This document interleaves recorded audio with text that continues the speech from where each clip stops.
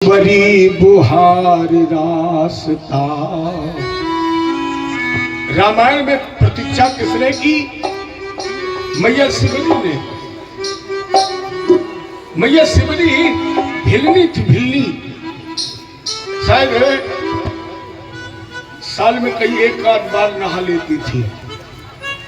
आज शिवरी की मां ने शिवरी को नहलाया, अच्छे कपड़े पहनाए, थोड़ा सजाया, बाल काट रही थी तो शिवरी ने पूछा, माँ आज मुझे नहलाया गया, तेल लगा, ये नए कपड़े पहनाए गए, मेरे बाल बांधे जा रहे हैं, क्यों? माँ ने कहा, शिवरी आज तेरी शादी होगी, आज बारात आएगी, तेरी शादी होगी। शिवरी ने दूसरी तरफ देखा तो बाड़े में बहुत जानवर बंधे हुए थे। शिवरी ने पूछा, ठीक है माँ मेरी शादी होगी, बारात आएगी, अच्छी बात है, लेकिन ये जानवर क्यों बंधे हुए हैं? माँ ने कहा, जब तेरी बारात आएगी ना तो ये जानवर बारातियों के स्वागत में पकाकर खिला दिए जाएंगे।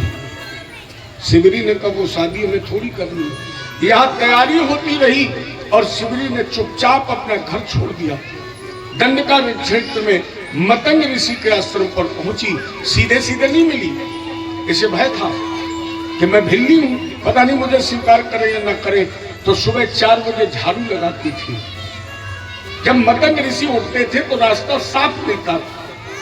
मतंगी ने ऐसा सोचा, ऐसा कौन है जो मेरी अज्ञानता में मेरा रास्ता झाड़ रहा है? तो एक दिन छुप करके बैठ गए। देखा शिवरी झाड़ू लगा रही थी।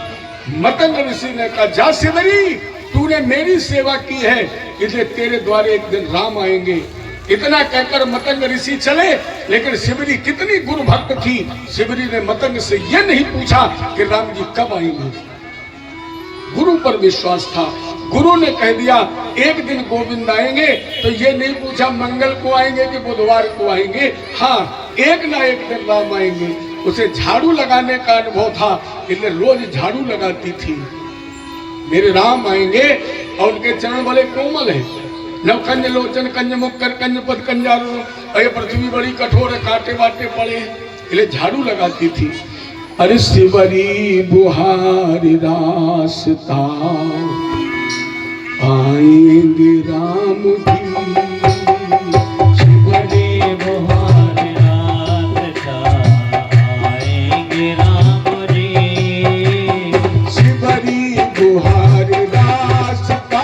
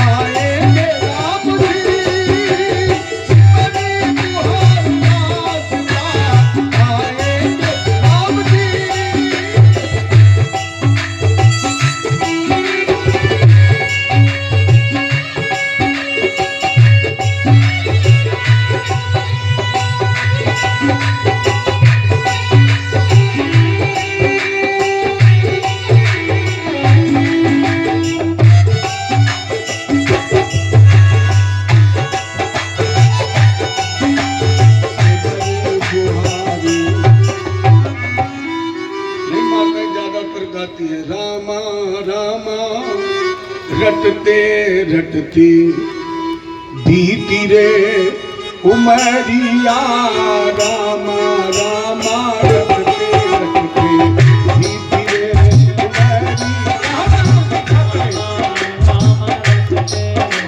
प्रतीक्षा का कोई समय नहीं है, प्रतीक्षा की कोई अवधि, कोई स्थान, कोई जगह नहीं है। करते रहिए, करते रहिए, करते रहिए जब तक उस परीक्षा का, प्रतीक्षा का पूरक न आ जाए। रघुकुल नंदन प्रभु आएंगे,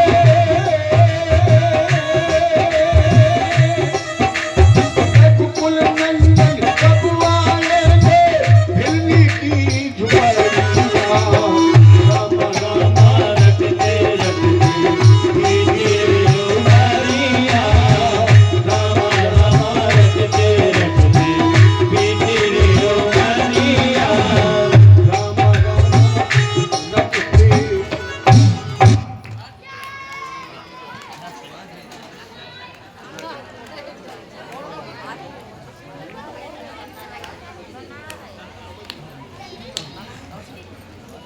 अभी तो हमने शुरू होती है।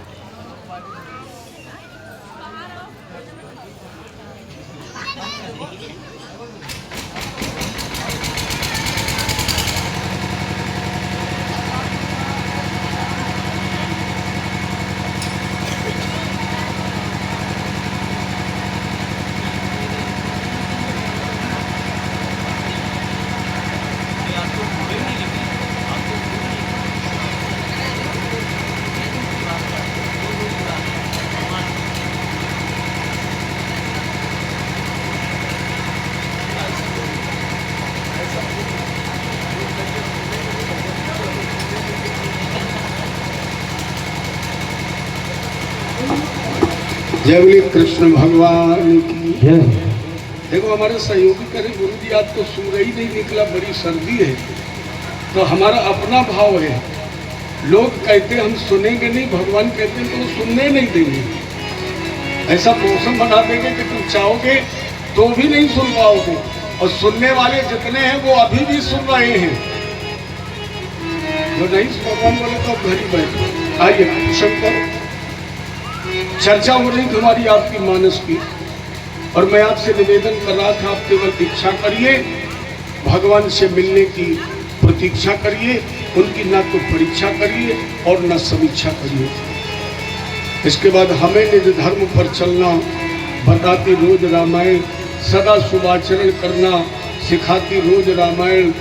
जिन्हें संसार सागर से उतर कर पार जाना है, उन्हें सुख से किनारे पर लगाती रोज रामायण।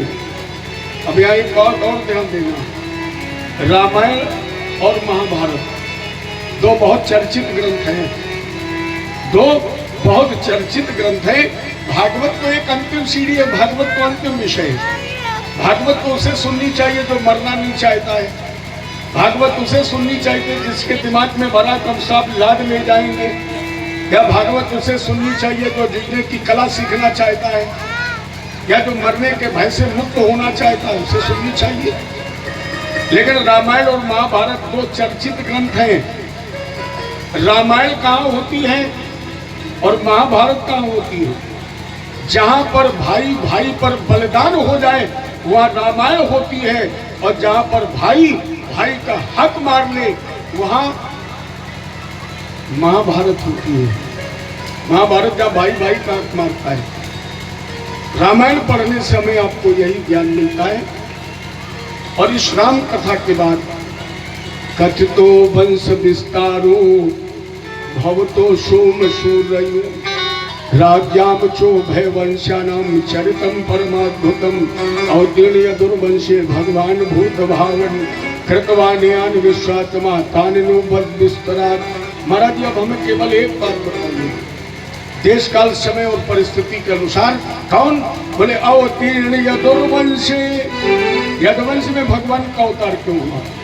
सातवें पुत्र देवकी के पैदा हुए रोहिणी के गर्भ से, तो देहांतरम बिना जन्म लिए बगैर शरीर का त्याग किए हुए कैसे हो गया? सुखदेव जी ने कहा पहले ये विचार करो कि परमात्मा इस पृथ्वी पर आता कैसे है, कब आता है? राम जन्म के हेतु अनेका और परम विचित्र एक का भगवान के अवतार के अनेक कारण हैं, फिर भी 4 कारण मुख्य रूप से। कौन? बोले जब जब होए। पहला कारण धर्म के हानि, दूसरा कारण माँ नहीं मात पिता नहीं देवा, तीसरा कारण बाढ़ बहु खल चोर जुआरा, और चौथा कारण विप्रधेनु सुर संत हित। ये 4 कारण हैं, और इन 4 कारणों में भगवान अंतिम कारण में 4 लोगों के नाम ले रहे हैं। कौन 4 हैं? बोले विप्रधेनु सुर संत। कितने हो गए? विप्र ब्राह्मण, धेनु देवता और संत। जिन 4 के लिए भगवान ने अवतार लिया, ध्यान देने की बात यह है कि इस कलयुग में उन्हीं 4 की दुर्दशा है। जिन 4 के लिए भगवान ने अवतार लिया, कलयुग में उन्हीं 4 लोगों की, अब देख रहे हो गाय बिचारी, देवताओं को कोई पूछता कौन? एक पार्क में ही गाली देने लगे, कोई नहीं मानता। ये 4 की दुर्दशा भी है, इन्हीं के लिए भगवान ने अवतार लिया। 5वां कारण जब जब प्रकृति संतुलित होती है तब भी भगवान का अवतार होता है। तो द्वापर में भी वही हुआ, अत्याचार बढ़ गया। कंस ने अपनी बहन देवकी का विवाह वसुदेव जी के साथ किया, और विवाह करने के बाद जिस समय ये विदा करके चले हैं, रथ हाँक रहा था कंस, एक आकाशवाणी हुई, अरे कंस इस देव की काही अष्टम लाल, अब हम बतलाते हैं तुझे होगा तेरा काल। अस्याष्टमो कर्मो अंतयाम वैसे था। जब ये आकाशवाणी हुई तो कंस ने सावधानी वश, हालांकि वसुदेव जी ने बहुत समझाया, वसुदेव जी ने कहा कंस देवकी और बच्चों के मरने के बाद भी तुम्हें मरना ही पड़ेगा, क्योंकि मृत्युर जन्मताम वीर देन से जाए थे अर्धवाद शतांते व मृत्युर्ण प्राणी नाम ध्रुवा। इस संसार में मृत्यु ध्रुव सत्य है, आज नहीं तो निश्चित कल। देवकी वसुदेव जी को बंदी बना लिया, एक दिन अपने पिता उग्रसेन जी को भी बंदी बनाया, और केवल बंदी नहीं बनाया, देवकी के 6 निरपराध बालकों की हत्या की। हतेशु खटर बाले से देवक्या उग्रसेना, और देवकी के जब 6 बालकों की हत्या कर दी, 7वें में शेष जी आए। भगवान ने योग माया को बुलाया और कहा इन्हें पहुंचा दो वसुदेव जी की दूसरी पत्नी रोहिणी के गर्भ में। बाबा नंद क्या, और अगर ये कार्य कर दोगे तो आने वाले समय में लोग तुम्हारी स्थान स्थान पर पूजा करेंगे। नाम ध्येयान कुर्वन्ति स्थानांचा नरा भूमि, और दुर्गेत भद्रकाली ते विद्या वैष्णवी चा, कुमुदा चंडिका कृष्णा माधवी कन्यके तिचा, माया नारायणी शानी शारदे तम के तिचाम। कोई तुम्हें दुर्गा काली विजया वैष्णवी कहेगा, इन नामों से तुम्हारी पूजा होगी। तो योग माया ने देवकी के 7वें गर्भ का कर्षण किया और रोहिणी के गर्भ में पहुंचा दिया। जब भाद्रपद शुक्ल कृष्ण पक्ष हंस खष्टी, जैसे अपने हम माताएं हर्षक के रूप में मनाती हैं, इसी दिन बलराम भैया का जन्म हुआ। कंस को भी पता लग गया, परिणाम स्वरूप पहले से सारी व्यवस्थाएं देवकी की बदल दी, क्षण प्रतिक्षण निगरानी। लेकिन जब भगवान ने अपना तेज पुंज या देवकी के गर्भगृह में देवकिया जठरे गर्भ, जिस समय भगवान का प्रकाश पुंज देवकी के गर्भ में स्थापित हुआ, तो महात्माओं कोट सूर्य संभ्रम, देवकी के सारे शरीर में करोड़ों सूर्य के समान प्रकाश। जो कंस देवकी के मुखारविंद की तरफ देखा करता था, अब वो केवल देवकी के पैर का अंगूठा देख रहा था, क्योंकि अंगूठा देखते देखते आंखें बंद हो जाती है। धीरे धीरे 9 मास का समय व्यतीत हुआ, आकाश से देवताओं ने पुष्पवृष्टि की, आवाज लगाई प्रभु सत्यव्रतम सत्य परम त्रिसत्यम, और सत्यस्य योनिम निहितम च सत्ये, सत्यस्य सत्यामृत सत्य नेत्रम, सत्यात्मकम ताम सर्वम प्रपन्नाम। सत्य रूपी भगवान को प्रणाम किया। राजेंद्र तब तक अद सर्व गुणोपेता काल परम शोभना, तब तक वो अभिजित मुहूर्त लगभग रात के 11:55 पर देवकी और वसुदेव जी ने देखा मंद मंद जलधारा। भादों का महीना है, कृष्ण पक्ष अष्टमी है, मंद मंद जल वृष्टि हो रही है, काली घटाएं घिरी हुई, निशीते तम उद्भूते जाय माने जनार्दने और देवत्या देव रूपयाम सर्व विष्णु गुहा से। देवकी और वसुदेव जी ने अचानक देखा तो दीवार के सारे एक तेज प्रकट हुआ और उस तेज में भी इतना तेज था कि देखते देखते देवकी और वसुदेव की आंखें बंद हो गई। आंखें जब खुली तो तद्भुतम बालकम क्षणम और चतुर्भुजम शंख गदायुधम श्री वक्ष लक्ष्मम कलशोत्तर कौस्तुभम और पीताम्बरम सांद्र पयोद शोभम। देवकी और वसुदेव जी की जब आंखें खुली तो तद्भुतम बालक, एक अद्भुत बालक, इसका वर्ण श्याम चतुर्भुजम है तो बाल रूप में, लेकिन भगवान के हाथ में चतुर्भुज चार हाथ हैं, शंख चक्र गदायुधम। भगवान के हाथ में शंख चक्र गदा पद्म पीताम्बर। देवकी ने पूछा पर आप कौन है? कृष्ण पक्ष की अष्टमी भादो दिन बुधवार और नक्षत्र रोहिणी के समय चतुर्भुजी अवतार। जब बोले कृष्ण भगवान की हेम वर्ण पीताम्बर। भगवान का क्या स्वरूप है? हेम वर्ण पीताम्बर माथे मुकुट अनूप शंख चक्र अंबुज गदा और धरे चतुर्भुज रूप। चतुर्भुज। देवकी ने पूछा प्रभु आप कौन है? आवाज उत्तर के रूप में मिलती।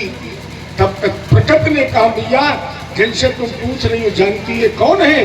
अरे करने भक्तों का कल्याण आए भारत में भगवान।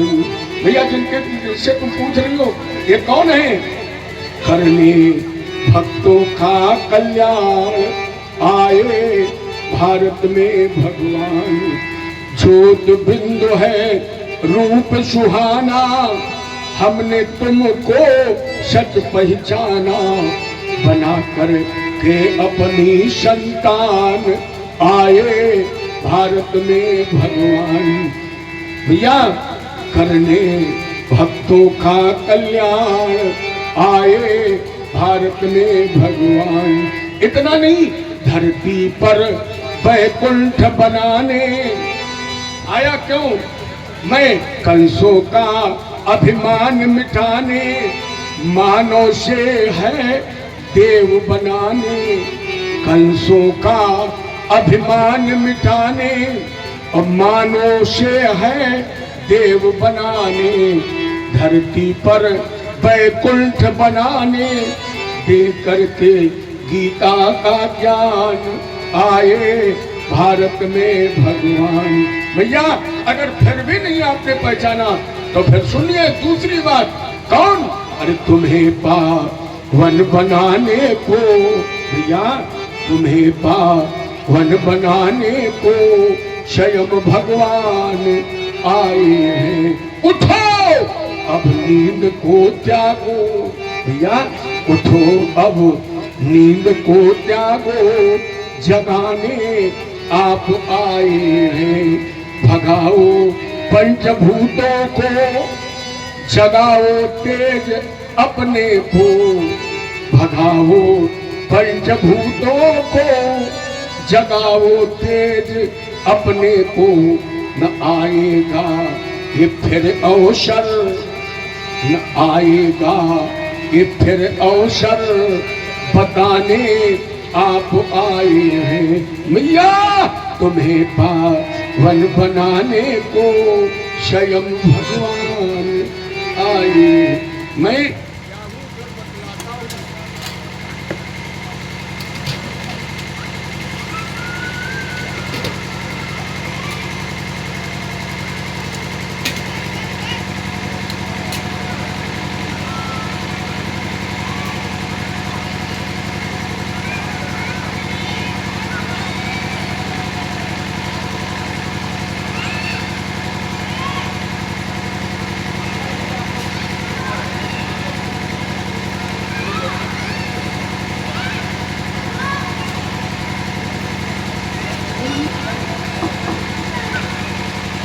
देवकी ने कहा कि अगर आप वास्तव में मेरे पुत्र हैं तो पितरों संपश्यतो शतो बबू प्रकृत शिशु, नवजात शिशु बन जाइए। उनके लिए क्या ऐसा कार्य है जो पूरा नहीं हो सकता है। भगवान ने चतुर्भुजी स्वरूप अंतर्हित कर लिया, नवजात बालक बन गए। देवकी ने कहा प्रभु बचाइए। वसुदेव जी ने भगवान को सूप में लिटा लिया, सर पर रखा, हथकड़ियां बेनियां टूट गई, पहरेदार सो गए, ताले खुल गए। अब यहाँ देखना ये है मथुरा क्या है। ये हमारा शरीर, मथुरा रूपी शरीर में ये जेल है संसार। संसार रूपी जेल में या मथुरा में हम ये तन में बंद हैं। इसमें हथकड़ियां बेनियां किसकी है? ये मेरा है, ये तेरा है। माया और मोह की हथकड़ियां बेनियां पड़ी हुई हैं, हम आप जकड़े हैं। वसुदेव जी ने भगवान को सूप में ही लिटाया। क्यों? सूप होता है सद्बुद्धि का प्रतीक, सत्कर्म का प्रतीक। जब देवकी रूपी सुबुद्धि के माध्यम से वसुदेव रूपी जीवात्मा ने परमात्मा रूपी कृष्ण को सद्गुण रूपी सूप में लिटाया और रखा कहाँ? अपने सर पर। सर पर ही क्यों रखा? क्योंकि हमारी आपकी बुद्धि कहाँ है? सर। और जब जीवात्मा की बुद्धि पर भगवान बैठ गए तो अपने आप माया मोह की हथकड़ियां और बेड़ियां कट गई। पहरेदार हमारे जीवन की बुराइयां हैं, हमारे विकार हैं, लेकिन जब भगवान बुद्धि पर बैठ गए, माया मोह की हथकड़ियां बेड़ियां कट गई तो अपने आप हमारे जीवन की सारी बुराइयां सो गई। और जब बुराइयां सो गई तो फिर जीव स्वतंत्र हो गया, भगवान को लेकर के चला। हालांकि माया बड़ी विचित्र है, माया महाठगली, यमुना रूपी माया भी मिली, लेकिन भगवान ने अपना चरण रज देकर, क्योंकि सोई जाने दे जनाई, चरण रज दे करके यमुना का उद्धार किया और भगवान गोकुल पहुंचे। गोकुल में बालिका का जन्म हुआ है। निद्रा देवी के कारण सभी प्रकार निद्रा में है। वसुदेव जी ने बालिका लिटा दी, बालक लिटा दिया, बालिका गोद में ले ली, वापस चल पड़े। जेल में आई, हथकड़ियां बेड़ियां पड़ गई। क्यों? जब मायापति आया तो सारे बंधन कट गए, और जैसे फिर माया आई तो अपने आप फिर बंधन पड़ गए। बालिका ने आवाज लगाई, कहाँ? वसुदेव जी देवकी चुप करा रही, लेकिन वो रो रही। कंस ने दौड़ करके पकड़े पैर, पटकना चाहा, आकाश में सिंहवाहिनी बन गई। कहा कंस तेरा मारने वाला 84 कोस ब्रजभूमि में कहीं पैदा हो चुका है। इतना बना करके माता जी विंध्याचल पर्वत पर तपस्या करने चली गई, जहाँ विंध्यवासिनी के नाम से प्रसिद्ध हो गई। जब विंध्यवासिनी मैया की कंस ने आपात बैठक बुलाई, अपने मारने वाले का पता कैसे लगाएगा? राजेंद्र ये तुम कल की कथा में सुनोगे, लेकिन 2 मिनट के लिए जरा गोकुल चलिए, क्योंकि नंदस आत्मज उत्पन्ने जाता है राजो महामना आहु विप्रान वेद ज्ञान स्नाता सुचिरलंकृतम। बाबा नंद ने जब पता लगा कि मुझे पुत्र रत्न की प्राप्ति हुई, आहु मैंने बुलाया किसे? वेद पाठी ब्राह्मणों को, और बुला करके उन्हें सर्वस्व जैसे दशरथ जी ने दान किया उसी तरह दान करने लगे। गली गली में गूंज, गली गली में धूम, अरे बधाई झूम कर गाओ मेरे नंदलाल आए हैं, मेरे गोपाल आए हैं। बधाई झूम कर गाओ मेरे नंदलाल आए हैं, मेरे गोपाल आए हैं। बधाई झूम कर गाओ मेरे नंदलाल आए हैं, मेरे गोपाल